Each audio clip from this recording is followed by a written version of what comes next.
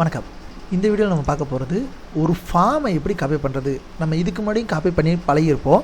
ஆனால் அது வந்து ஆப்ஜெக்ட்ஸை, அதாவது ஒரு ஃபார்மில் இருக்கக்கூடிய ஆப்ஜெக்ட்ஸை காப்பி பண்ணி இன்னொரு ஃபார்முக்கு வச்சுருப்போம். இப்போ இந்த வீடியோவில் பார்க்க போகிறது வந்து ஒரு ஃபார்மே எப்படி இன்னொரு ஃபார்மாக யூஸ் பண்ணுறது. ஃபார் எக்ஸாம்பிள், இப்போ நான் சப்ளையர் ஃபார்ம் நான் க்ரியேட் பண்ணியிருக்கேன், ஓகேங்களா. ஸோ அந்த சப்ளையர் ஃபார்மில் ஜஸ்ட் இந்த சப்ளையர் நேம்ங்கிறத மட்டும் மாற்றிட்டு கஸ்டமர் நேம்னு மாற்றினா எனக்கு இது அப்படியே கஸ்டமருக்கு அடாப்ட் ஆகும். ஏன்னா கஸ்டமர்ட்டையும் ஒரு சாஃப்ட்வேர் யூஸ் பண்ணுறோம் அப்படின்னா கஸ்டமர்ட்டையும் அவங்களோட பேர், அட்ரஸ், ஊர் இது மட்டும் தான் வாங்க போகிறோம் அப்படிங்கிற மாதிரி நான் நினைக்கிறேன். அப்படின்னா நான் இதை அப்படியே டேரெக்டாக மாற்றிடலாம், கரெக்டுங்களா. ஸோ அதை எப்படி பண்ணுறதுங்கிறது தான் நம்ம இந்த வீடியோவில் பார்க்க போகிறது. ஓகே, ஸோ அதுக்கு நான் என்ன பண்ணணும் அப்படின்னா, ஃபஸ்ட்டு இது ஓப்பன் பண்ணதுக்கப்புறம் இந்த ஃபார்ம்ஸுங்கிற ஃபோல்டருக்குள்ளே இருக்கக்கூடிய இதை நான் ஓப்பன் பண்ணிக்கிறேன். சிலருக்கு வந்து இந்த ஃபார்ம்ஸுங்கிற ஃபோல்டர் இருக்காது. அப்படி இல்லைன்னா இந்த ஃபோல்டரை மட்டும் கிளிக் பண்ணுங்கள், ஆட்டோமேட்டிக்காக அந்த ஃபார்ம்ஸுங்கிற ஃபோல்டர் வந்துடும். ஓகே, ஸோ இப்போ இந்த ஃபார்மை ரைட் கிளிக் பண்ணி நான் வந்து சேவ் அஸ் கொடுக்குறேன். நல்லா பார்த்துக்கோங்க, save as. Okay, save as கொடுக்குறேன். சேவ் அஸ் கொடுத்தா அது மறுபடியும் எங்கே சேவ் பண்ணணும்னு கேட்கும். நான் இப்போ வந்து இதை வந்து கஸ்டமர் CUSTOMERS கஸ்டமர் ஸ்க்ரீன் அப்படின்னு சொல்லி நேம் மாற்றிட்டு நான் சேவ் கொடுத்துட்றேன். சேவ் கொடுத்தோன்னே என்ன ஆயிடுச்சு, சப்ளையர் ஃபார்ம்ங்கிறது சப்ளையர் ஸ்க்ரீனுங்கிறது கஸ்டமர் ஸ்க்ரீன்னு மாறிடுச்சு. ஒரு ஃபார்மை காப்பி பண்ணி இன்னொரு ஃபார்மை மாற்றும் போது இமீடியட்டாக 3 ஸ்டெப் ஃபாலோ பண்ணால் மட்டும்தான், இமீடியட் மீன்ஸ் அடுத்தடுத்து இந்த ஸ்டெப்பை மாறாமல் ஃபாலோ பண்ணால் மட்டும்தான் ஃபார்ம் வந்து கரெக்டாக காப்பி ஆகும். இல்லை அப்படின்னா கரெக்டாக காப்பி ஆகாது. ஓகே, ஸோ ஃபஸ்ட்டு நான் வந்து அந்த ஃபார்மை சேவஸ் கொடுத்து நேம் மாற்றிடுறேன். அதுக்கடுத்து அந்த ஃபார்மை செலக்ட் பண்ணி அந்த ஃபார்மோட பேர் வந்து சப்ளையர் பேர்லேருந்து கஸ்டமர்ஸ் ஃபார்ம் அப்படின்னு சொல்லி அதோட ஃபார்மோட நேமை மாற்றிக்கிறேன். அதுக்கப்புறம் நமக்கு தெரியணுங்கிறதுக்காக இந்த ஹெட்டரோட பேரை வந்து கஸ்டமர்ஸ்ன்னு மாற்றிக்கிறேன். ஓகே, இது வந்து நமக்கு தெரியணுங்க தான். ஏன்னா உங்களுக்கு தெரியும், லேபிளில் பேர் மாற்றுறது வந்து அவுட்புட்டில் டிஸ்பிளே ஆகிறக்காக மட்டும்தான் அப்படின்ட்டு. இப்போ பாருங்கள், முழுசாக சந்திரமுகியா மாறின மாதிரி தான் சப்ளையர் ஃபார்ம் முழுசாக கஸ்டமர் ஃபார்மாக மாறிடுச்சு. ஓகே, ஸோ இப்போ எனக்கு வந்து நான் சேவ் பண்ணிடுறேன், க்ளோஸ் பண்ணிடுறேன். எக்காரணம் கொண்டும் இதை வந்து இந்த மெத்தட் தான் யூஸ் பண்ணணும், இல்லைனா சப்போர்ட் பண்ணாது. ஓகே, சேவ் பண்ணி க்ளோஸ் பண்ணிவிட்டு மறுபடியும் ஓப்பன் பண்ணுறீங்கன்னா உங்களுக்கு ஓப்பன் பண்ணும்போது எந்த விதமான எரரும் இல்லாமல் ஓப்பன் ஆகணும். இங்கே சப்ளையர் ஃபார்ம் இருக்கக்கூடாது, கஸ்டமர் ஃபார்ம் இருக்கணும். கஸ்டமர் ஃபார்மை செலக்ட் பண்ணி என்ட்ரு கொடுத்தாலோ அல்லது டிசைன் வியூ போனாலோ எந்த விதமான எரரும் வரக்கூடாது. அப்படி வந்துச்சுன்னா உங்களோட ஃபார்ம் ஒழுங்காக காப்பி பண்ணி பேஸ்ட் ஆகலை, கரப்ட் ஆகிருச்சுன்னு அர்த்தம். ஓகே, ஸோ இந்த கரப்ட் அப்படிங்கிற அந்த வார்த்தை வர்றதுனால எப்போவுமே என்ன பண்ணணும் அப்படின்னா, ஃபார்மை காப்பி பண்ணுறதுக்கு முன்னாடி மட்டும் ஒரு பேக்கப், இதை தனியாக ஒரு டெஸ்க்டாப்பில் ஏதாவது ஒரு இடத்துல ஒரு டெம்பரரி பேக்கப் அப்படின்னு சொல்லி ஒரு ஃபோல்டர் க்ரியேட் பண்ணிக்கிறேன். டெம்ப் பேக்கப் ஃபோல்டர் க்ரியேட் பண்ணி அதில் பேஸ்ட் பண்ணிக்கிறேன். ஏன்னா இந்த மெத்தட் போகும்போது நிறைய டைம் ஃபார்ம் வந்து கரப்டாக வாய்ப்பு இருக்குது. ஓகே, ஸோ நான் டெம்பரரியாக தனியாக பேக்கப் எடுத்து வச்சுட்டு தான் என்னோடய இதில் போய் நான் அந்த வேலையை பார்த்துக்கிட்டு இருக்கேன். ஓகே, ஸோ இந்த இதை கண்டிப்பாக எடுத்து வச்சுருங்க, அதுதான் ஒரு சேஃப். ஆனால் மேக்ஸிமம் எரர் வராது, 90% தான் ஆனால் சொல்ல முடியும். ஏன்னா நம்ம வந்து ஸ்டெப்ஸ் ப்ராப்பராக ஃபாலோ பண்ணலை இந்த 3 ஸ்டெப்ஸில் அப்படின்னா எரர் வர சான்ஸ் இருக்குது. ஓகே, ஸோ அதனால தான் ஸோ எனக்கு ஓப்பன் ஆகும்போது இந்த மாதிரி வந்துடணும். சில சிஸ்டமில் ஓப்பன் ஆகும்போது இந்த சேவுக்கு அட்டாச் பண்ண இந்த இமேஜ் எல்லாம் இருக்காது, எம்டி பட்டனாக இருக்கும்.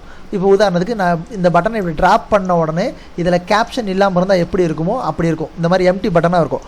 அப்படி வந்திருந்தாலும் ஃபார்ம் கரப்ட் ஆயிடுச்சுன்னு தான் அர்த்தம். ஓகே, ஸோ நான் சப்ளையர் ஃபார்ம் எப்படி டிசைன் பண்ணியிருக்கணும் அப்படியே டிட்டோவாக கஸ்டமர் ஃபார்ம் வந்திருந்தால் மட்டும்தான் அது வந்து எனக்கு ப்ராப்பராக காப்பி பண்ணி பேஸ்ட் பண்ணியிருக்கேன்னு அர்த்தம். ஓகே, சில நேரம் இதை ஓப்பன் பண்ணும்போது மட்டும் கூட எரர் வரலாம். சில டைம் நான் ஃபஸ்ட் டைம் ரன் பண்ணி பார்த்ததுக்கப்புறம் கூட எரர் வரலாம்.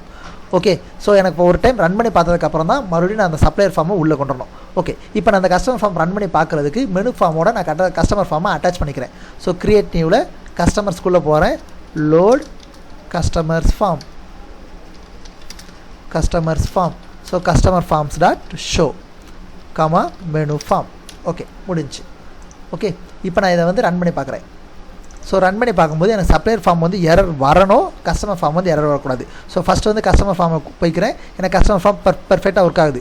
ஆனால் இதில் வந்து சப்ளையர் தான் வந்துக்கிட்டு இருக்குது. நான் அதை நேம்லாம் நான் இன்னும் சேஞ்ச் பண்ணலை, இதுக்கு அடுத்த இதில் சேஞ்ச் பண்ணிக்கலாம். இப்போ சப்ளையர் ஃபார்மை கிளிக் பண்ணால் ஆப்ஜெக்ட் ரெக்யர்டு அப்படிங்கிற எரர் வரணும், வந்துச்சுன்னா தான் கரெக்ட். ஓகே, ஸோ இப்போ நான் எண்டு கொடுத்துட்றேன். இந்த எரரை எப்படி ரெக்டிஃபை பண்ணுறது அப்படின்னா, ரைட் கிளிக் பண்ணி, அதாவது இந்த இடத்துல வச்சு ரைட் கிளிக் பண்ணி ஆட் ஃபார்ம். ஓகே, இது வரைக்கும் ஆட் ஃபார்ம் கொடுக்கும்போது உங்களுக்கு இந்த டயலாக் பாக்ஸ் ஷோ ஆகும்போது இந்த இதில் ஃபார்மை செலக்ட் பண்ணி டேரெக்டாக ஓப்பன் கொடுத்துருவீங்க.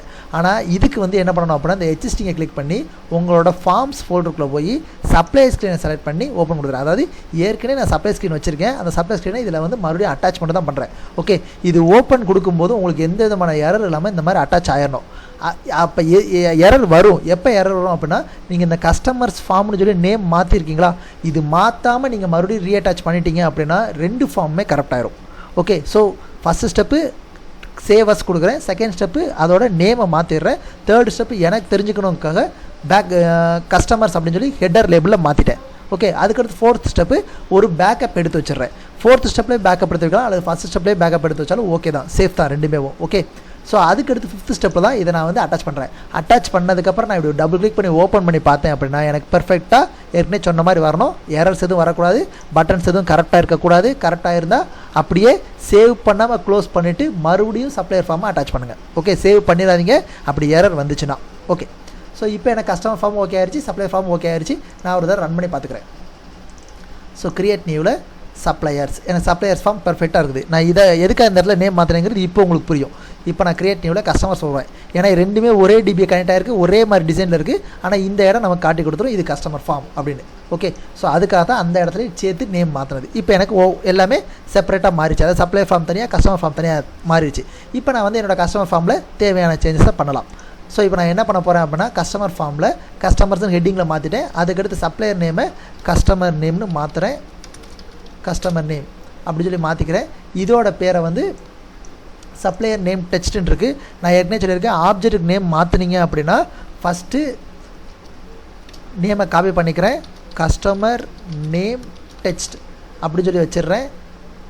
வச்சதுக்கப்புறம் உடனே போய் ஃபைண்ட் பண்ணுறேன் சப்ளையர் நேம் எங்கே இருக்கோ அதை ஃபைண்ட் பண்ணி கிளிக் பண்ணிட்டு கண்ட்ரோல் F கொடுக்குறேன். சப்ளையர் நேம் டெக்ஸ்ட்டை கஸ்டமர் நேம் டெக்ஸ்ட்டாக இந்த மாடல் ஃபுல்லாக, அதாவது இந்த பேஜ் ஃபுல்லாக மாற்றிடு. ஸோ ஒரு ஆப்ஜெக்ட்டுக்கு நேம் இப்படி தான் நம்ம மாற்றணும். ஃபஸ்ட்டு அந்த ஆப்ஜெக்ட்டுக்கு நேம் மாற்றிடுறோம். அதுக்கப்புறம் கோடிங்கில் எந்தெந்த இடத்துலலாம் கஸ்டமர் நேம் சப்ளையர் நேம் வந்துச்சோ அங்கெங்கெல்லாம் கஸ்டமர் நேம் மாற்றிடும். Address line 1 address line 2 city இதெல்லாமே பர்ஃபெக்டாக இருக்குது. அதுக்கப்புறம் இதில் எனக்கு ஹெட்டிங்கில் சப்ளையர் நேம் வந்துக்கிட்டு இருக்கும், அதை கஸ்டமர் நேம்னு மாற்றிடுறேன்.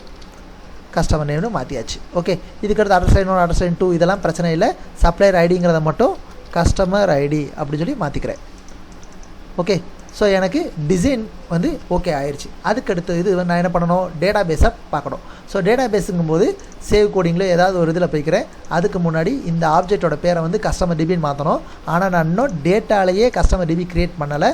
அதனால் டேட்டா ஃபோல்டருக்குள்ளே போயிட்டு மாஸ்டருக்குள்ளே போனால் சப்ளையர் டிபி இருக்கும். ஏற்கனவே உங்களுக்கு தெரியும் ஒரு டிபி எப்படி காப்பி பண்ணுறது, ஒரு டிபியில் இருக்கிற டேபிள் எப்படி காப்பி பண்ணுறதுன்னு. ஸோ ரைட் கிளிக் பண்ணி காப்பின்னு கொடுக்குறேன். வெறும் எம்டி பிளேஸில் வச்சு ரைட் கிளிக் பண்ணி பேஸ்ட்னு கொடுத்துட்றேன். சப்ளையர்ஸ் டிபியை ஸ்ட்ரக்சர் ஒன்லியாக என்னங்கிற செலக்ட் பண்ணிக்கிறேன். நான் ஸ்ட்ரக்சர் ஒன்லிங்கிறத மட்டும் செலக்ட் பண்ணிக்கிறேன். இதுக்கு எல்லாத்துக்கும் ஆல்ரெடி போன வீடியோவில் காப்பி ஆப்ஜெக்ட்ஸில் நான் எக்ஸ்பிளைன் பண்ணியிருக்கேன். ஸோ கஸ்டமர்ஸ் டிபி அப்படின்னு சொல்லி பேர் வச்சுக்கிறேன். இதை அப்படியே காப்பியும் பண்ணிக்கிறேன். ஸோ ஸ்ட்ரக்சர் ஒன்லியாக காப்பி ஆனதுனால உள்ள டேட்டா எதுவுமே இருக்காது. ஓகே, அதுக்கு அடுத்த ஸ்டெப்பில் நான் என்ன பண்ணுறேன், இதை ரைட் கிளிக் பண்ணி டிசைன் வியூக்கு மாற்றிடுறேன். டிசைன் வியூவில் போய்ட்டு சப்ளையர் நேம்ங்கிறத கஸ்டமர் நேம் அப்படின்னு சொல்லி மாற்றிடுறேன். சப்ளையர் ஐடியை கஸ்டமர் ஐடின்னு மாற்றிக்கிறேன். ஓகே, மாற்றிட்டு க்ளோஸ் பண்ணியாச்சு. இப்போ எனக்கு டேட்டா பேஸில் ஒர்க்கு முடிஞ்சிச்சு. இப்போ இங்கே வரும்போது சப்ளையர் டிபியை கஸ்டமர் டிபின்னு ஆப்ஜெக்ட்டுக்கு நான் நேம் மாற்றினா உடனே போய் கோடிங்கில் எங்கெங்கெல்லாம் சப்ளையர் டிபி இருக்கோ அங்கங்கெல்லாம் கஸ்டமர் டிபின்னு மாற்றிடணும். ஸோ எந்த ஒரு ஆப்ஜெக்ட்டுக்குமே நேம் மாற்றினா உடனே இங்கே கோடிங்லேயும் மாற்றிடுங்க, அதுதான் சேஃப். ஓகே, ஸோ அதுக்கடுத்து நான் என்ன சொல்லியிருக்கேன், சப்ளையர் நேம் டெக்ஸ்ட்டை கஸ்டமர் நேம் டெக்ஸ்ட்டுன்னு நான் மாற்றிருக்கேன்.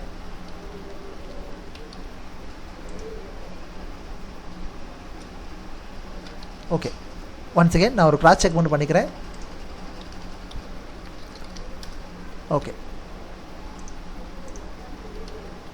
ஸோ சப்ளையர் நேம் எங்கெங்கெல்லாம் வந்துச்சோ அங்கெங்கெல்லாம் கஸ்டமர் நேம்னு நான் மாற்றிட்டேன். ஓகே, ஸோ அதுக்கடுத்து நான் என்ன பண்ணணும், சப்ளையர் ஐடி டெக்ஸ்ட்னு சொல்லி ஒரு ஆப்ஜெக்ட் நான் மறைச்சி வச்சுருக்கேன், இதுக்கு மாற்றாமல் விட்டுட்டேன். ஸோ அதனால் கஸ்டமர் ஐடி டெக்ஸ்ட் அப்படி சொல்லி மாற்றிக்கிறேன். கோடிங்லேயும் சப்ளையர் ஐடின்னு எங்கெங்கெல்லாம் வருதோ அங்கெங்கெல்லாம் கஸ்டமர் ஐடி டெக்ஸ்ட்னு சொல்லி ரீப்ளேஸ் ஆல் கொடுத்து மாற்றிக்கிறேன்.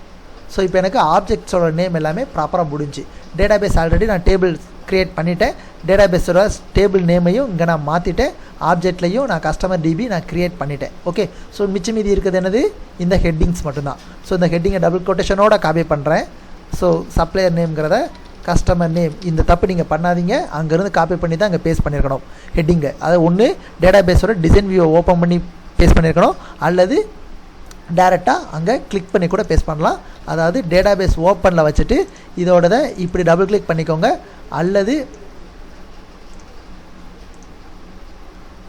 அல்லது இதோட டிசைன் வியூ ரைட் கிளிக் பண்ணி டிசைன் வியூ போய் இதை செலக்ட் பண்ணி காப்பி பண்ணிக்கோங்க. அப்படின்னா தான் நீங்கள் இந்த இடத்துல ஸ்பெல்லிங் மிஸ்டேக் விட்டாலும் உங்களுக்கு ப்ராஜெக்ட் வந்து கரெக்டாக ரன் ஆகிட்டு இருக்கும். Okay, so replace all. அதுக்கடுத்து சப்ளையர் ஐடி நான் வழக்கம் போல் இது ஓப்பனில் தான் வச்சுருக்கேன். ஸோ சப்ளையர் ஐடிங்கும் போது சப்ளையர் ஐடியை செலக்ட் பண்ணிவிட்டு Ctrl F கொடுக்குறேன், டபுள் கொட்டேஷனோட ரீப்ளேஸ் கொடுக்குறேன். ரீப்ளேஸ் கொடுத்ததுக்கப்புறம் டபுள் கொட்டேஷனுக்குள்ளே கஸ்டமர் ஐடி கொடுத்து ரீப்ளேஸ் ஆல்னு கொடுத்துட்றேன். ஓகே, இப்போ கஸ்டமர் எல்லாமே முடிஞ்சிச்சு. தேர்டு வந்து டபுள் கொட்டேஷன் கொடுக்காம எங்கெங்கெல்லாம் சப்ளையர் நேம் வருதுங்கிறத நம்ம செக் பண்ணணும். ஏன்னா அதை எல்லாத்தையும் நம்ம கஸ்டமர் நேம்னு மாற்றணும்ல. ஸோ சப்ளையர் நேம்னு வரும். ஸோ அதை எல்லாத்தையுமே ரீப்ளேஸ் பண்ணி கஸ்டமர் நேம் ரீப்ளேஸ், இதை தவிர வேறு எங்கேயும் இல்லை. அதே மாதிரி சப்ளையர் ஐடின்னு எங்கேயாவது இருக்கா? சப்ளையர் ஐடிங்கிறது ஃபைண்ட் இங்கே இருக்குது. இதை வந்து என்னென்னு மாற்றணும்? கஸ்டமர் ஐடின்னு மாற்றணும். அதாவது சப்ளையர்னு எங்கெங்கெல்லாம் வருதோ அதெல்லாத்தையும் கஸ்டமர்னு நான் மாற்றிடணும். ஓகே, இதுதான் பேஸ் கான்செப்ட். ஏன்னா சப்ளையர் ஃபார்மை காப்பி பண்ணி அப்படியே கஸ்டமருக்கு நான் மாற்றிருக்கேன். ஸோ சப்ளையர் ஐடியை கஸ்டமர் ஐடி அது வந்து இண்டிவிஜுவல் ஒரு ஆப்ஜெக்டாக மாற்றுறேன். Okay, simple. ஸோ எல்லா இடத்துலையும் மாற்றிட்டேன். இப்போ நான் ஃபைண்ட் கொடுக்குறேன். சப்ளையர்னு ஒரு இடத்துல கூட இருக்கக்கூடாது, எனக்கு இல்லை. ஓகே, அப்படி வராமல் இருந்துச்சுன்னா தான் நம்ம எல்லா இடத்துலையும் மாற்றிட்டோன்னு அர்த்தம். ஓகே, ஸோ எனக்கு ஃபுல் இது முடிஞ்சிருச்சு. ஸோ இப்போ ரன் பண்ணுறேன். க்ரியேட் நியூவில் கஸ்டமர்ஸ் ஓப்பன் பண்ணும்போது ஒரு கஸ்டமர் கூட இருக்க மாட்டாங்க. ஐ எம் சாரி, டேட்டாபேஸ் ஓப்பனில் இருக்கும்போது பார்த்தீங்களா ஓப்பன் ஆகலை. ஸோ அதனால தான் டேட்டாபேஸை க்ளோஸ் பண்ணிட்டு ரன் பண்ணி பாருங்கள். ஸோ இப்போ ஃபஸ்ட்டு கஸ்டமர் ஒரு தடவை க்ளோஸ் பண்ணிட்டு கூட மறுபடியும் ரன் பண்ணிக்கிறேன். ஃபஸ்ட்டு கஸ்டமர் ஓப்பன் பண்ணுறேன். ஃபஸ்ட்டு கஸ்டமர் வந்து தனராம் என்டர்பிரைசஸ் நம்பர் 103A சக்தி நகர் கோவை. ஓகே, கொடுத்து என்டர்னு கொடுத்தாச்சுன்னா சேவ் ஆயிரும். ஸோ எனக்கு ஒரு லைன் பர்ஃபெக்டாக சேவ் ஆயிடுச்சு. அப்போ எனக்கு கஸ்டமர் டிபிலே கரெக்டாக இருக்குது. இதை கிராஸ் செக்காக நான் சப்ளையர் இதுவும் ஓப்பன் பண்ணுறேன். சப்ளையர் இது எனக்கு கரெக்டாக இருக்குது. இன்னொரு 2 லைன் கூட நான் ஆட் பண்ணி செக் பண்ணி பார்க்குறேன். இப்போ அடுத்த லைன் வந்து Amudha fire works number 45 apartments Chennai. Okay, save. So எனக்கு எல்லாமே பெர்ஃபெக்டாக இருக்குது. ஒரு ஃபைண்டையும் ஒரு தடவை கிராஸ் செக் பண்ணிடுவோம்.